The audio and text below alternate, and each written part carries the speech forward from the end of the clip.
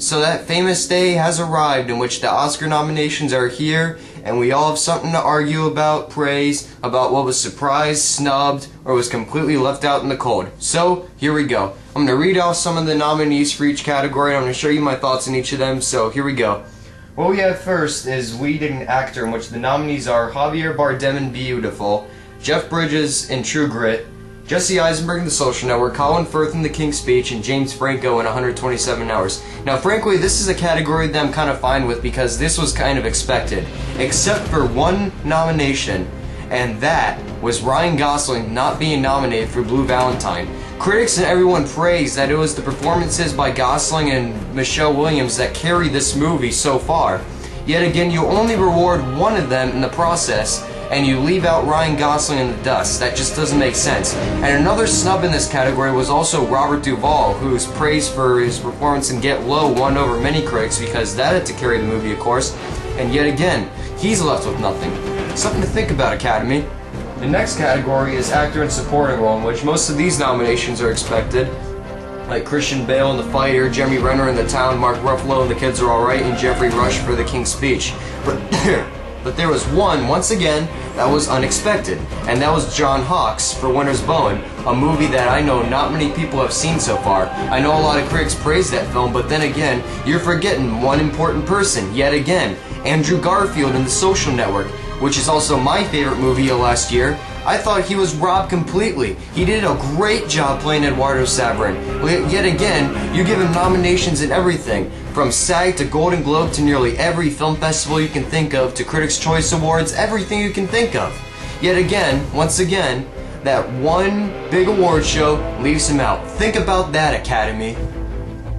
And now, actress in leading role. I really have nothing against those, so I can just skip ahead and go to actress in a supporting role, which has Amy Adams and Melissa Leo in The Fighter, Helena Bonham Carter in The King's Speech, Haley Steinfeld in The True Grit, and Jackie Weaver in Animal Kingdom. Once again, a lot of good nominees, so frankly I don't have really anything to argue about for that. But wait, I just remembered.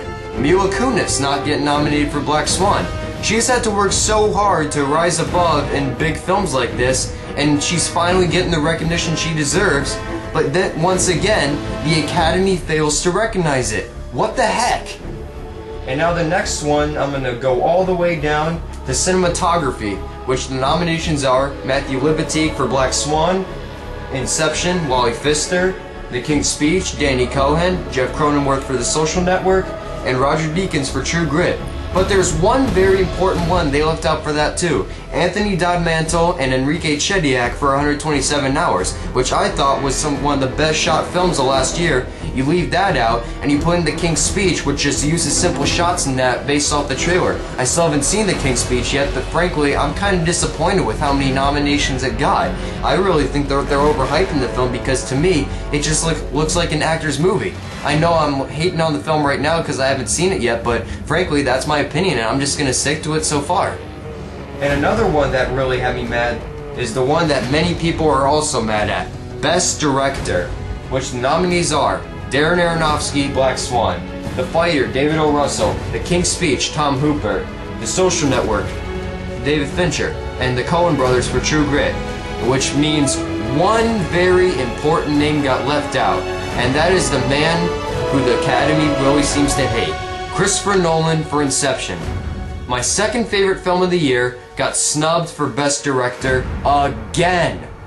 This guy already has 3 Directors Guild Award nominations for Best Director, in which he was already nominated for, of course, Inception, Memento, and The Dark Knight, which the stupid Academy members have still failed to award him a Best Director nomination. I mean, come on! What do you have against Christopher Nolan, the Academy? Why do you keep snubbing this guy every year while you still manage to give him a Best Original Screenplay nomination? That's okay. But why won't you give him a Best Director nomination? He is the best director working in the business right now for our generation. He created a whole different world that none of us have ever seen, and now you give a nomination to the Coen brothers, who frankly I think made one of the most overrated films of last year, True Grit. I'm sorry to all you fans of True Grit, but I just did not buy into the film saying it was perfect. I just thought it was okay. I didn't think it was great. Haley Steinfeld's gonna go far after this film though. But yet again, you leave out a guy who has been snubbed so many times that they might as well just award him Best Original Screenplay as an act of forgiveness. If they don't, I am just losing faith in the Academy's awards completely for not awarding Christopher Nolan anything. And now we move on to another category which had a lot of people surprised. Documentary. Waiting for Superman, which has been sweeping the award for Best Documentary at film festivals, Critics' Choice Association, Golden Globes, you name it, it's winning everything. Yet somehow the Academy forgets that film too. But they did keep Exit Through the Gift Shop, which I really want to win though, because of course, we finally might be able to see who Bansky really is. And now we also move on to Best Film Editing, which was yet another big snub. Lee Smith not being nominated for Inception, while you give it instead to The King's Speech, which I do agree with again. The editing and Christopher Nolan's writing and directing really made Inception what it is, and the cinematography by Wally Pfister too. But the Academy has something with those two. Wally Pfister's been nominated 3 times for Nolan's films, but he hasn't won yet, of course. Lee Smith's already been nominated for The Dark Knight, but somehow they can't give it to Inception, which I think is a way better edited film than The Dark Knight because they had so much more to work with. I think they're both 2 very well edited films, but yet again you can't give it to him for Inception? What are you thinking again? And now we move on to another category which has a lot of people mad, the original score category, in which Daft Punk, I'll agree, even though I haven't seen Tron Legacy, I really like the score so far. I mean, I've listened to parts of it on YouTube and everything. It's a great score. Yet somehow you don't award him for that either. So now we're going to have to wait yet another 20 years to hear Academy Award nominees Daft Punk. And now we move on to one category that has a lot of people talking about too. Visual effects. You give a nomination to a film called Hereafter, which I know I haven't seen yet, of course, but you give it to it which had only one big special effects scene, which is the opening tsunami scene, but you can't give a nomination to Tron Legacy, a film that had visual effects in almost every second it had. What are you thinking yet again? A one big visual effects scene in a film automatically gets a nomination, which also had a 50%? I mean, come on, Tron Legacy probably had better reviews than that already. You can't award it 2 nominations at least. And plus, look at this, Scott Pilgrim vs. the World. You give nothing to that film. That was one of the best films of last year, and I could have thought of 3 award categories it could end up with. It could have been nominated for editing, visual effects, or hell, even Best Adapted Screenplay. I mean, that category is good and all this year, but why can't you at least give Edgar Wright some credit? He made one of the most entertaining films of last year, Scott Pilgrim vs. the World, and you can't give it any credit. Well, we know that the only good award show for this year, then, revolving around that film, is the Satellite Awards because it swept nearly every category as part of. And then finally, we move on to Original Screenplay, where at least you give a nomination for Christopher Nolan for Inception, of course, but why, once again, why can't you give him a Best Director nomination?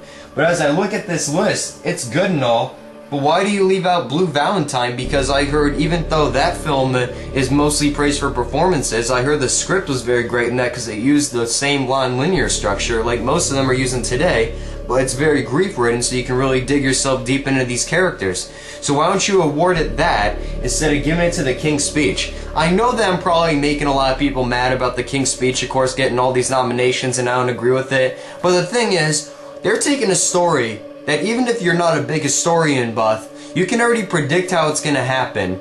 Yet again, even though dialogue works all the time, a story that you cannot predict should be one that gets nominated for Best Original Screenplay, not one that you can think of already.